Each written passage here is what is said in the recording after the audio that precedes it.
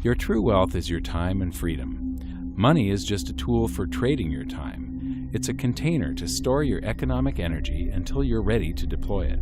But the whole world has been turned away from real money and has been fooled into using currency. A deceitful impostor that is silently stealing your two most valuable assets, your time and your freedom. Welcome to the rabbit hole. We are entering a period of financial crisis that is the greatest the world has ever known. The wealth transfer that will take place during this decade is the greatest wealth transfer in history. Wealth is never destroyed, it is merely transferred, and that means that on the opposite side of every crisis there is an opportunity. The great news is that all you have to do to turn this crisis into your great opportunity is to educate yourself. I believe that the best investment that you can make in your lifetime is your own education. Education on the history of money, education on finance, education on how the global economy works, education on how all of these guys, the central bankers, the stock market, how they can cheat you, how they can scam you. If you learn what is going on and how the financial world works, you can put yourself on the correct side of this wealth transfer. Winston Churchill once said that the further you look into the past, the further that you can see into the future. This program is all about creating your own crystal ball, being able to gaze into the future, being able to change this crisis, the greatest crisis in the history of mankind, into your great opportunity.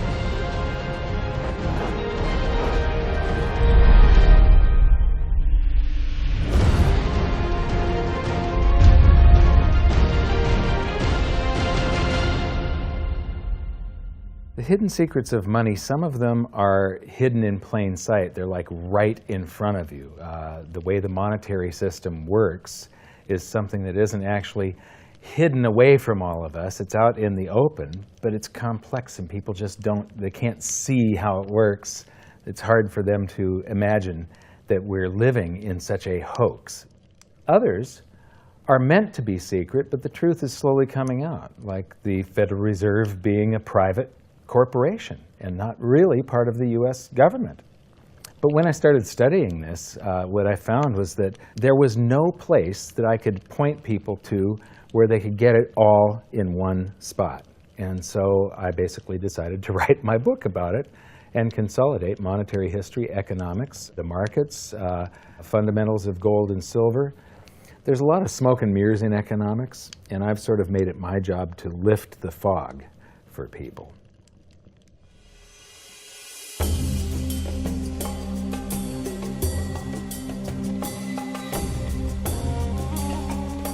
Welcome to Egypt. This is where it all began. Roughly 5,000 years ago, the Egyptians started using gold and silver as their predominant form of currency. But it was not yet money.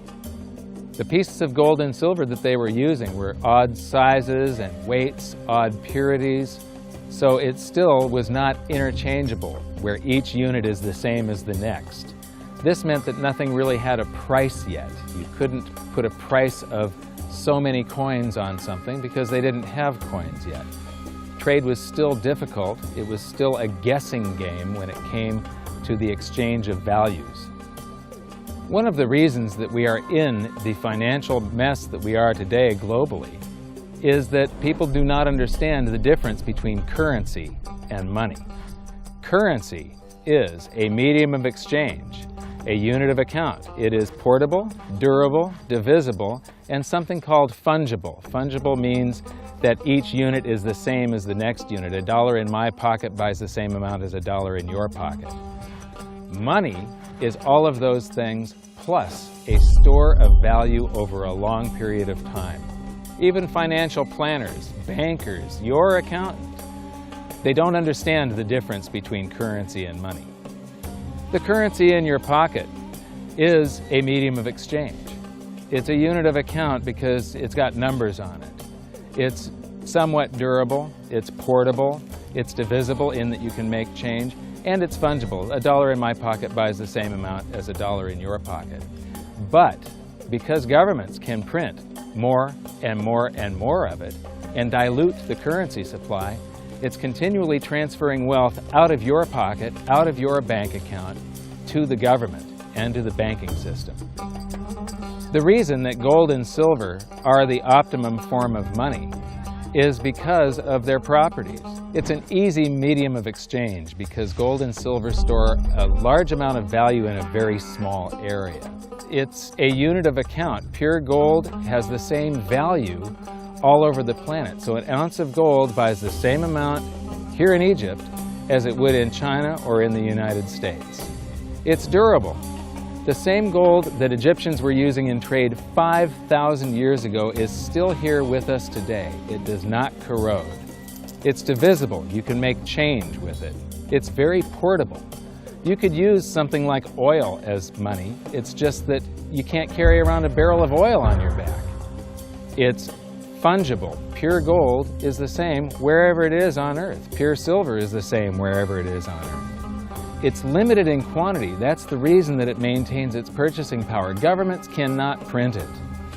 Over the last 5,000 years, only gold and silver have maintained their purchasing power. There have been thousands upon thousands of fiat currencies, currencies that are unbacked by gold or silver, and they have all gone to zero. It's a 100% failure rate. Well, fiat currency, of course, is a currency that exists at the dictate or by fiat from a government. You see, they have their printing presses, and the paper money rolls off the printing presses. And then they give it the fiat designation, which makes the currency official. It's just worthless paper. But when Ben Bernanke gives it the special sign, and they have the cult meeting at the Federal Open Market Committee meetings, it suddenly becomes currency. If you look at what's really going on, it's a con game. And so there's confidence. Well, the Federal Reserve is very forthright about what they're doing. If you read their websites, they'll tell you it's a confidence game.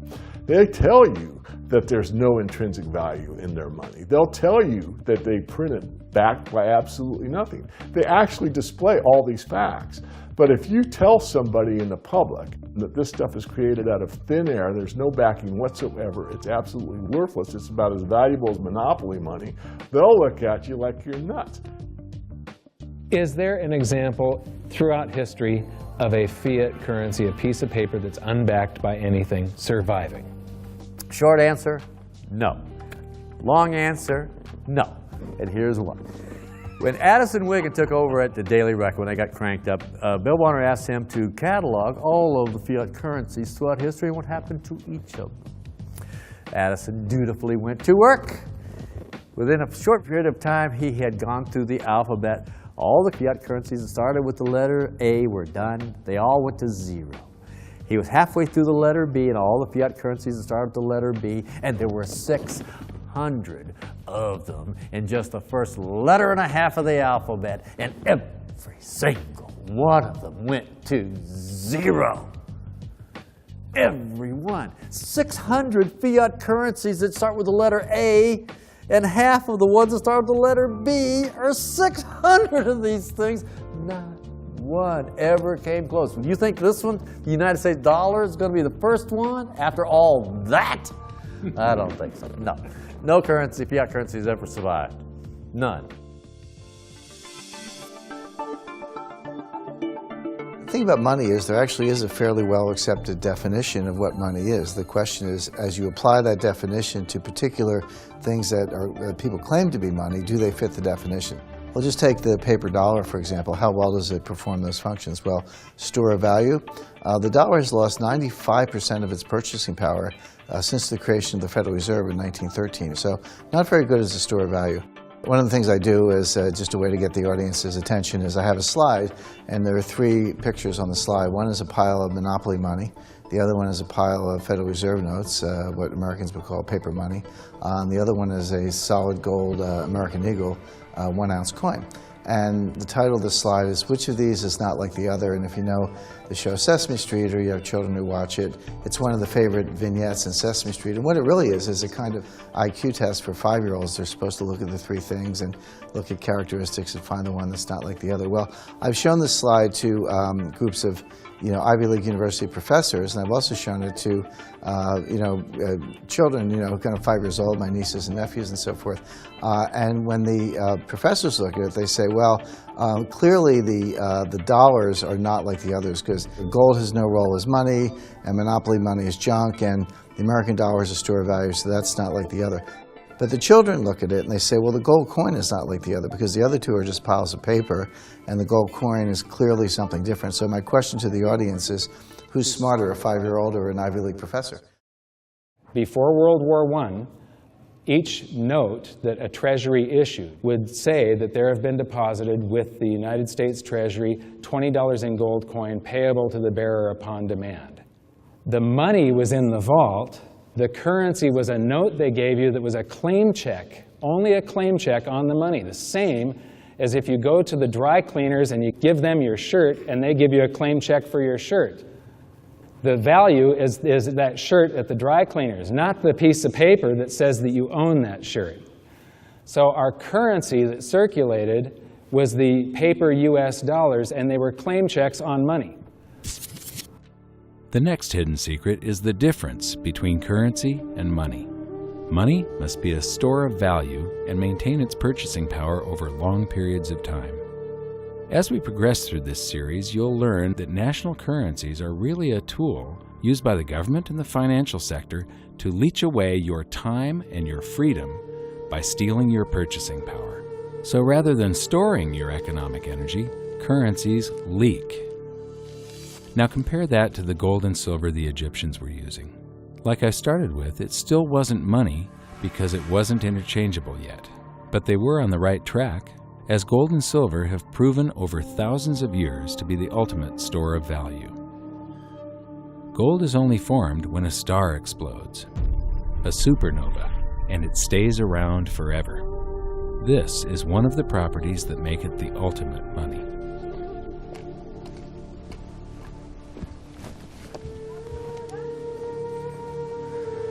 People are amazed that after 5,000 years, the pyramids are still here. But what I'm more amazed at is that the currency that the people that built this were using, that currency, that gold and silver that they were using in trade on a daily basis, is still around today. It may have been melted down and re-refined, and it's in a coin or a bar or in some piece of jewelry. But it's still with us today, and it still purchases something. Yes, it is the ultimate money, because there is nothing else even in the same league. It's divisible, it's permanent, it's a store of value, it's a unit of account. It's got everything you want out of money, but it doesn't go away, and it can't be increased. That is what makes gold the most beautiful money of all. What more can you ask out of a money? It keeps governments under control. You can maintain a solvent system. Governments don't like gold at present because they're getting away with the fiat currencies, and they'll do everything they can to discredit it as an asset class. I mean, my goodness, gold has outperformed the Dow Jones Industrial Average in each of the last 7 years, yet it's not considered a legitimate asset class. Why? Again, it's the fear that maybe gold will be imposed on the system, that it will constrain government ability to spend beyond its means. They can't print it. They can't print it, no. The proper definition of inflation, I use Milton Friedman's definition. Inflation is an expansion of the currency supply. Deflation is a contraction of the currency supply. If you expand the currency supply, eventually prices will rise. And if you contract the currency supply, eventually prices will fall. This is a pool, but it's not a pool of water. This is the currency pool. And these are prices. And if you expand the currency supply, prices like a sponge in water have to rise to suck up the excess currency. Governments never stop printing more currency and adding currency to circulation. Therefore, prices keep on going up, not because the stuff that you're trying to buy is changing. The real estate doesn't change. What has changed is the currency purchases less and less. It's the currency going down, not prices going up. The truth is, what we have that makes our world work right now is a big story. None of it's real. It's all just promises. And if you think about it, that's how currency began to work in the beginning. You know, before we had currency, we had barter. I'll give you 3 coconuts and you give me 4 fish, because that's kind of a fair exchange on coconuts to fish. But that got complicated, so we had to invent this thing called money to be a divisible, portable medium of exchange. And the challenge is that we lost that a long time ago. We lost having things of value be our currency, and now we have this thing called numbers and accounts. But trust me, it is not real. It's a big made-up story. One of the biggest make-believe stories ever is called quantitative easing, which sounds complex, but it's really just a smoke and mirrors term for currency creation. QE started with the banking bailouts back in 2009. This currency was created out of thin air and then given to the banks, who paid themselves record bonuses in reward for crashing the world economy. This is a global phenomenon, but all you have to remember for now is that whether it's QE bailouts or stimulus programs, these are all just voodoo, hocus-pocus terms for increased currency creation. I believe gold and silver will reassert themselves as money. And when they do, there just isn't enough, and their purchasing power is going to go up many, many, many times. Egypt is an amazing place. There's a franticness about it, and utter chaos, especially like the traffic. But when it comes to like all of the merchants that are trying to get every last dime out of you, you get fleeced to the point where you come back with an empty wallet. But you know what? They're amateurs compared to Wall Street. In the past several years, I've spoken in many countries about the crisis that's coming, and a lot of people think that they're going to be okay in their country, that it's only going to happen to the United States or maybe the United States in Europe. But what they don't realize is that this is a global phenomenon. I got to show you something here. This is base currency in the United States. This is the number of paper dollars that exist, basically. It took 200 years to go from no dollars in existence to 825 billion. And then we had the bailouts, and then we had QE1, quantitative easing 1, then QE2, and then we had QE3, and then QE4, and then soon we're going to have QE57 and QE382. And it isn't just here.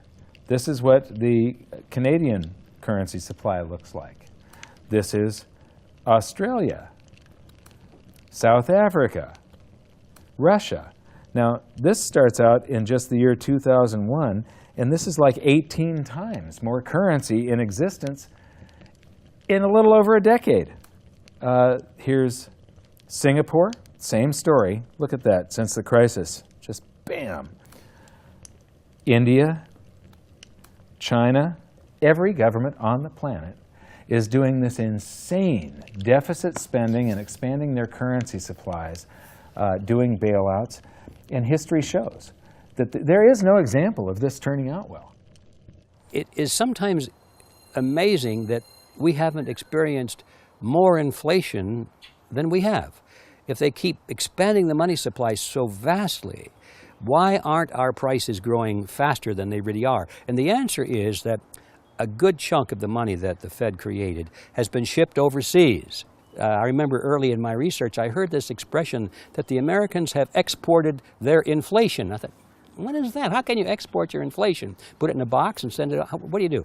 Well, now I understand. You export your inflation by simply sending all these dollars that you created to these other countries, and then they send you their refrigerators and their cars and whatever, their TV sets. So you get hardware, and they get little pieces of paper. It's a great deal for the American people for a while.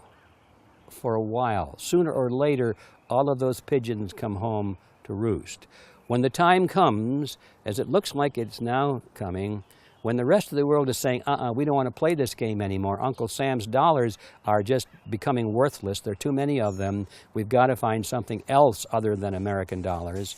Then those dollars start to come back to America. People say, we don't want them anymore. What do we do with them? Once this revs up and we've got this little trickle of money coming back that we previously exported, once it becomes a flood and it starts to rush back, now we are getting our former exported inflation brought back to us, and then we'll see the quantity of money inside the United States grow much more rapidly even than the Federal Reserve can create it, because we're getting a previous money back.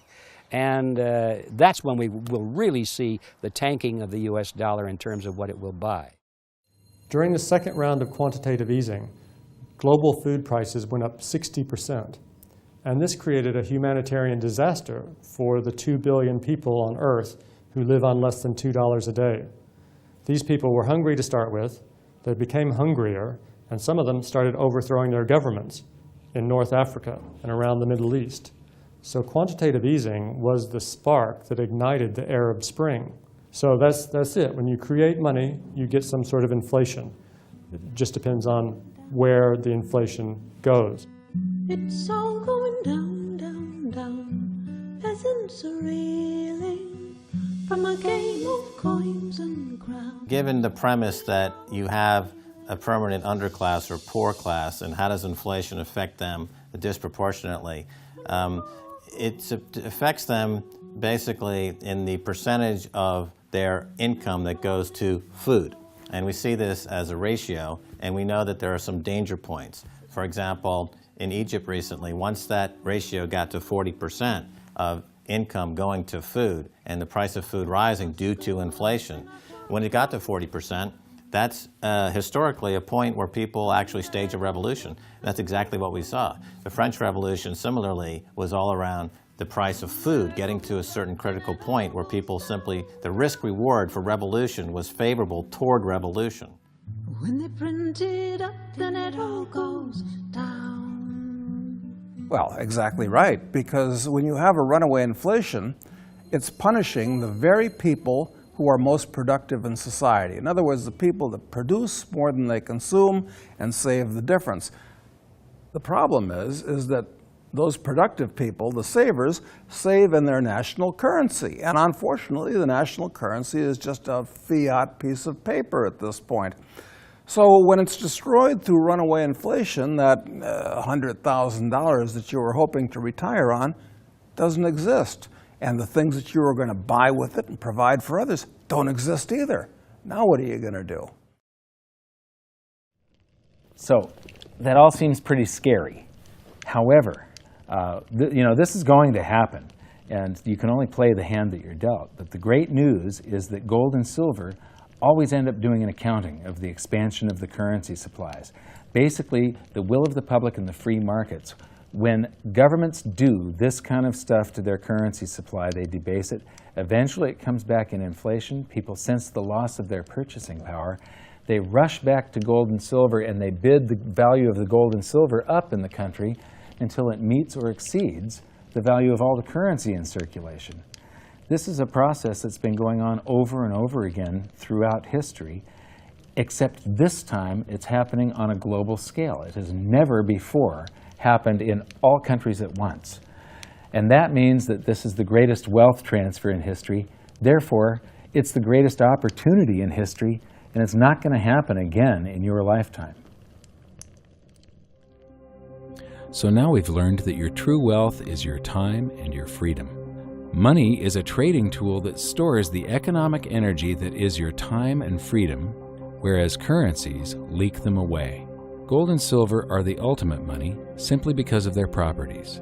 Fiat currencies are based solely on confidence and always return to their intrinsic value of zero. Governments don't like gold because it imposes restraint. Rising prices are a symptom of an expanding currency supply, and gold and silver always account for an expanding currency supply. So that's it for this episode. Join me next time as we begin to investigate how monetary history just repeats and repeats, and how gold and silver always win the battle between currency and money. Until then, my challenge to you is to stop calling currency money. It's a crucial first step towards setting your mind free of all this economic voodoo and changing your context. You can learn more by watching the bonus features on our website, and if you have any questions, you can post them there, and we'll answer some of your questions in future bonus features. So good luck, thanks for watching, and we'll see you next time.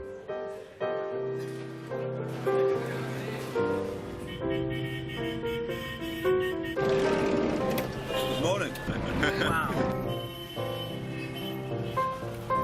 What does fiat mean? It comes from the Latin for crappy car.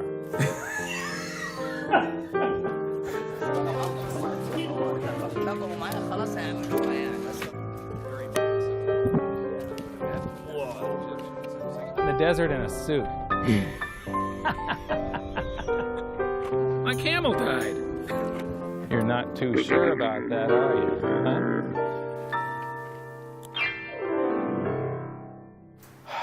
I am ready for a good long nap. Hi, welcome to this bonus feature for the very first episode of Hidden Secrets of Money. And this is currency versus money. So that's the major topic that